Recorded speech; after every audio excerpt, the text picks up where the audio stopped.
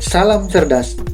Nah, kita berjumpa lagi di channel ini, masih dengan saya, Samuel Daci. Nah, kali ini kita akan membahas aplikasi SPSS. Ya. Nah, bagi sobat cerdas, mungkin di antara kalian sudah pernah ya, atau sudah pernah menggunakan aplikasi SPSS, dan mungkin ada juga di antara kalian yang belum pernah ya, khususnya kepada adik-adik mahasiswa ya yang sedang belajar SPSS dan ingin mengetahui SPSS, mungkin merasa penasaran ya. Ya, pasti penasaran. Nah, maka bagi adik-adik mahasiswa ya yang sedang belajar SPSS dan juga bagi sobat cerdas yang penasaran dan bagi yang belum subscribe, silakan di subscribe channel ini, like dan share. Dan jangan lupa diklik loncengnya ya, sehingga Anda akan mendapatkan notifikasi dari video-video terbaru dari channel ini. Oke? Nah, sehingga channel ini semakin berkembang, berbagi ilmu kepada sesama. Terima kasih. Nah, kalau begitu kita langsung saja ke pembahasannya.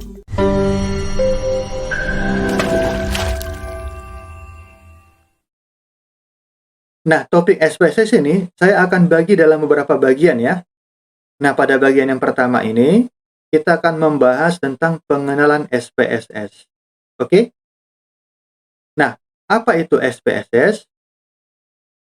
Nah, SPSS atau kepanjangannya ya, Statistical Product and Service Solution. Nah, ini adalah software yang digunakan untuk mengolah dan menganalisis data statistik. Nah, sebelumnya ya, pengolahan dan penganalisisan data statistik itu dilakukan secara manual ya. Nah, maka akan menimbulkan atau akan membutuhkan waktu yang lama ya untuk mengolah dan menganalisis datanya. Nah, bagaimana supaya pengolahan dan penganalisisan data tersebut lebih cepat? Maka kita gunakan software SPSS. Gitu ya. Nah, data yang diolah adalah data statistik.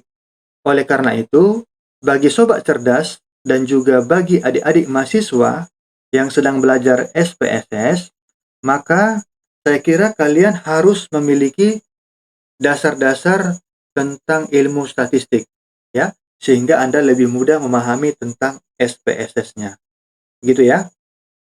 Nah, apa itu statistik?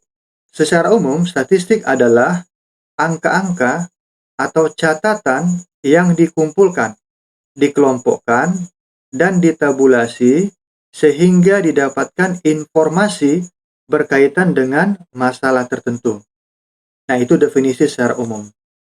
Nah, menurut ahli ya, menurut Profesor Dr. H. Agus Irianto, statistik adalah sekumpulan cara maupun aturan-aturan yang berkaitan dengan pengumpulan, pengolahan atau analisis, penarikan kesimpulan atas data-data yang berbentuk angka dengan menggunakan suatu asumsi-asumsi tertentu.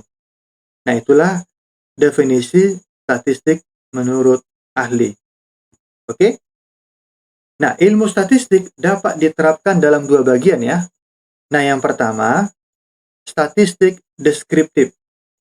Nah, ilmu statistik ini dapat dipakai untuk mencari karakteristik data ya, seperti mean, median, modus, simpangan baku dan sebagainya.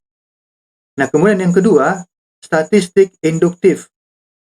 Nah, artinya ilmu statistik ini dapat dipakai untuk melakukan perkiraan ya, peramalan dan pengambilan keputusan.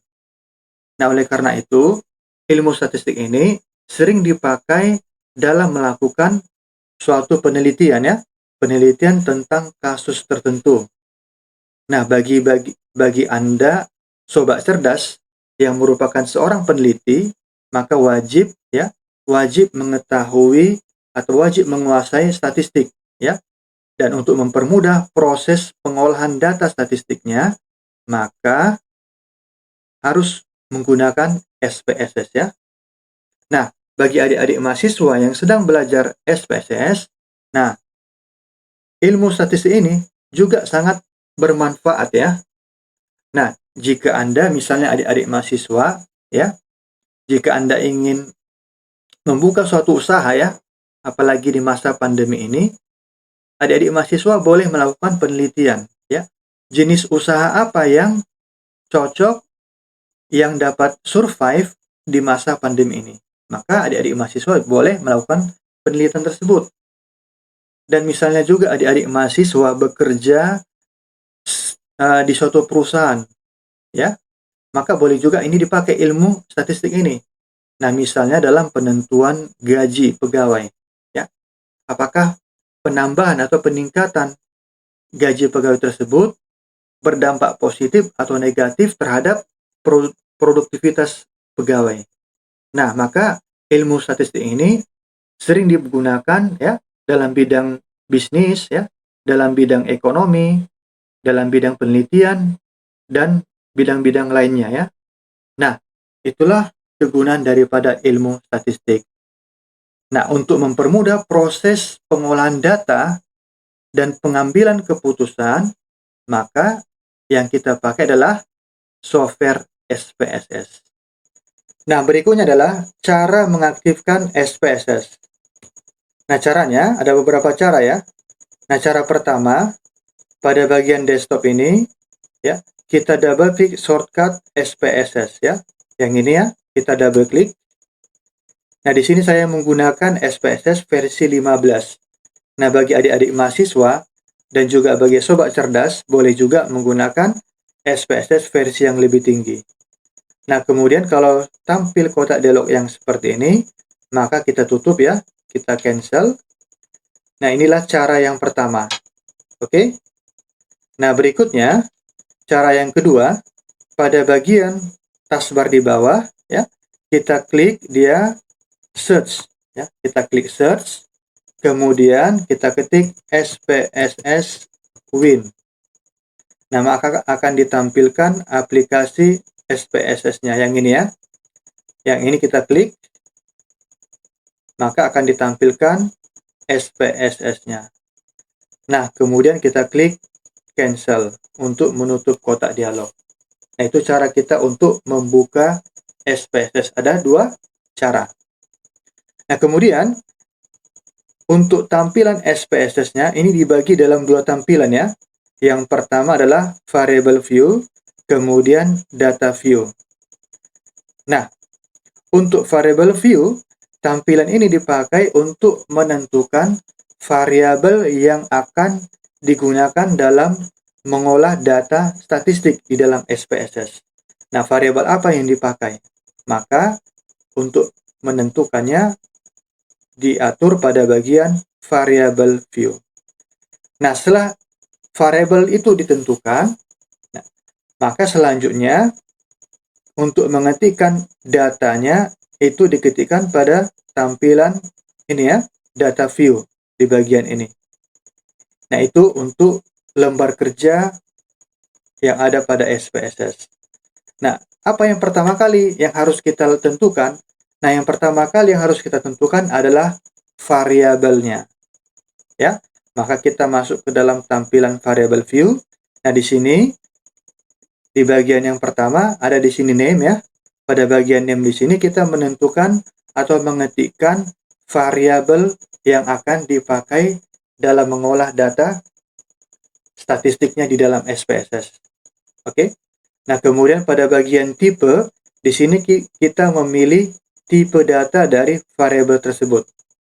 Apakah dia numerik, atau dia string, atau dia tanggal, dan lain-lain ya. Nah, kemudian pada bagian width, di sini menentukan panjang data tersebut ya. Panjang data tersebut ya.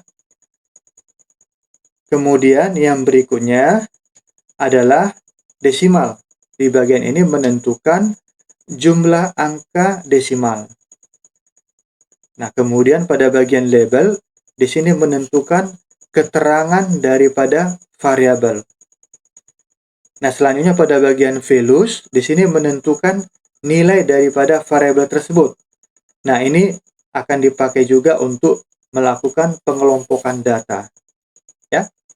Selanjutnya pada bagian missing, di sini untuk menyatakan data yang hilang, ya, atau data yang kosong. Nah, kemudian pada bagian kolom, di sini untuk menentukan lebar kolom data. Nah, kemudian pada bagian align, di sini untuk menentukan perataan data, ya. Nah, selanjutnya pada bagian measure, di sini untuk menyatakan atau untuk menentukan pengukuran data, ya, pengukuran data daripada variabel tersebut. Nah, inilah yang harus kita tentukan pada bagian variable view. Nah, kepada adik-adik mahasiswa, silakan jelaskan pengertian masing-masing tampilan pada bagian variable view yang barusan kita jelaskan tadi. Oke?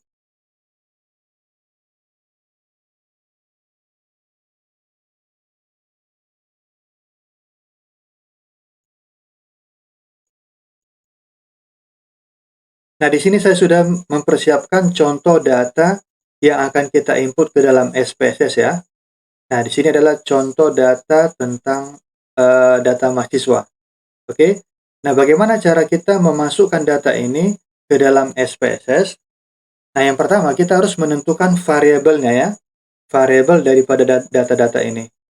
Nah, yang pertama untuk nama mahasiswa, ya. Misalnya ini kita buatkan variabelnya adalah nama, ya. Nah, maka kita kembali masuk ke dalam SPSS. Pada bagian name kita ketikkan nama sebagai variabelnya, enter. Nah, tipe datanya.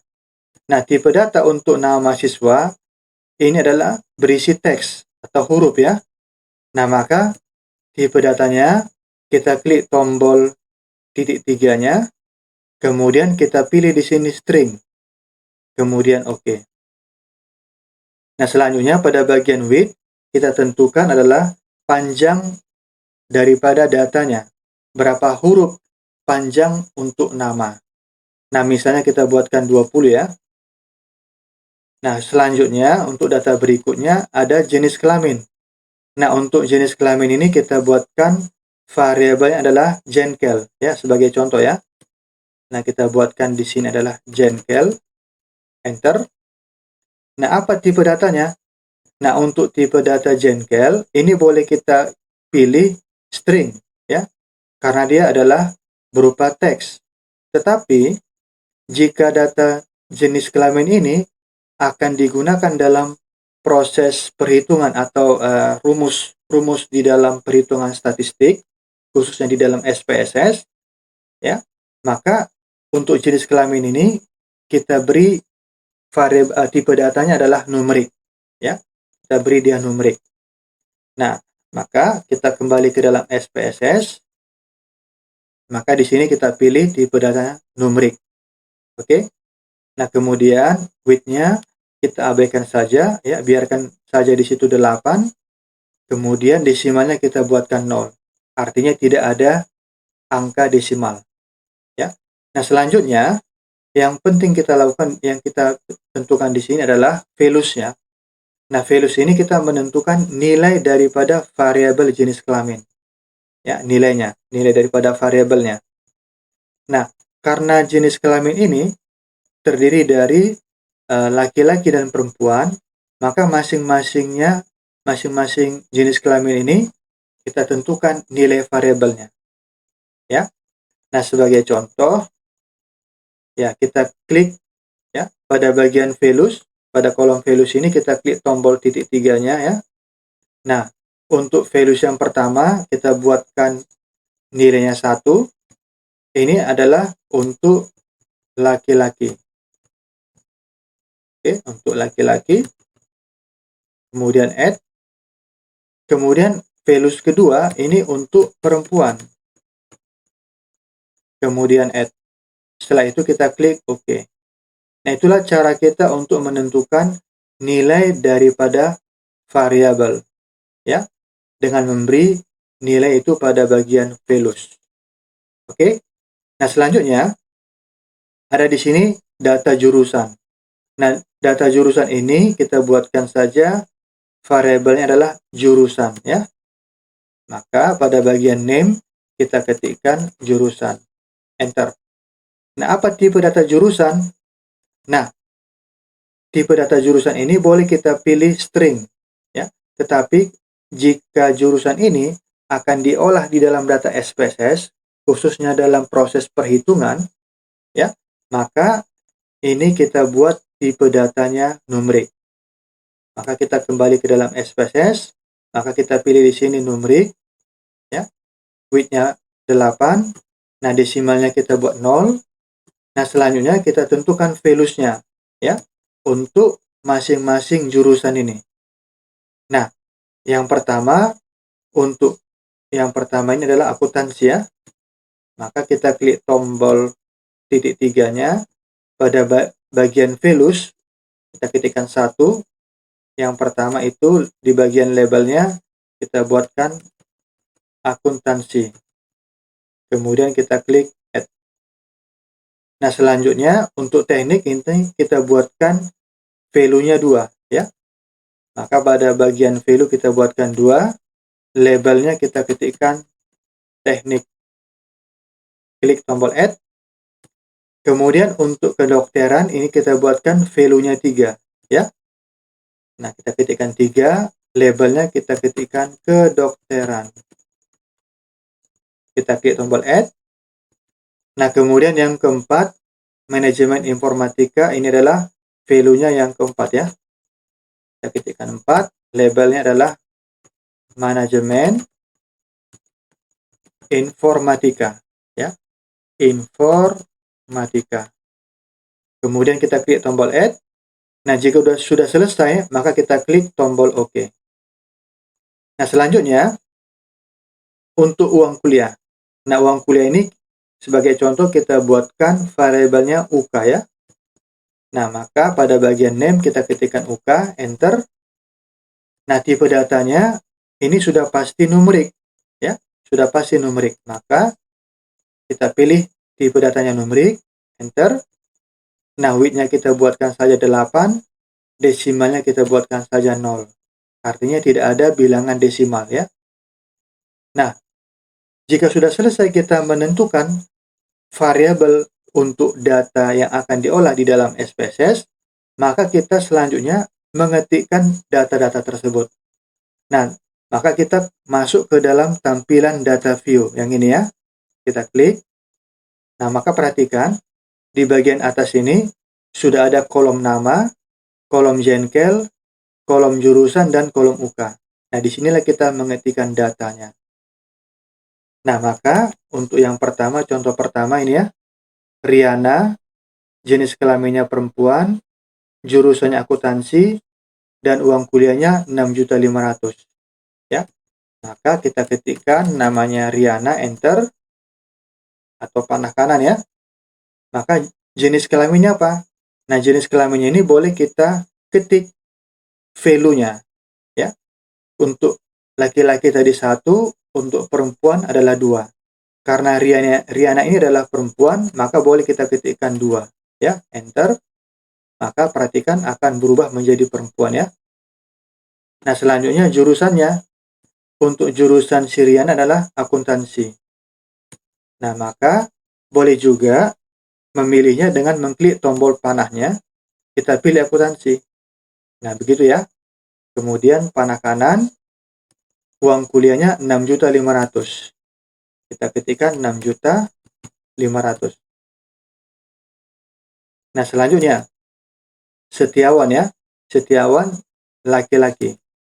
Kita ketikkan namanya Setiawan, enter, atau panah kanan ya.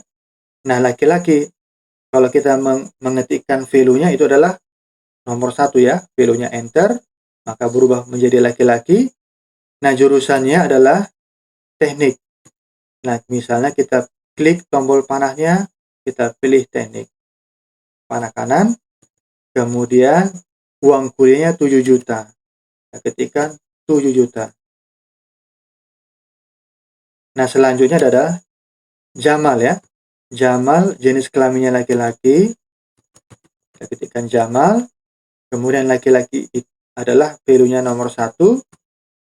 kemudian jurusannya kedokteran.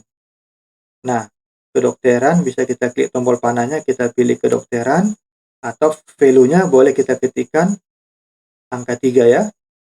Nah, selanjutnya untuk uang kuliahnya adalah 8.500.000. Kita ketikkan 8.500.000. Nah, begitulah seterusnya untuk data-data yang lain. Ya. Nah, jadi yang paling utama yang harus kita pahami sebelum kita mengetikkan data, kita harus menentukan variabelnya dulu ya, yaitu di dalam tampilan variable view. Nah, setelah kita menentukan variabel-variabel untuk datanya, maka kita mengetikkan datanya pada bagian data view. Nah, itu cara kita untuk membuat. Nah, kepada adik-adik mahasiswa, silakan tuliskan ya, bagaimana cara membuat struktur tabel dari contoh data tersebut ya, yang barusan kita kerjakan tadi. Oke? Nah, demikianlah topik kita kali ini ya, untuk SPSS di bagian yang pertama.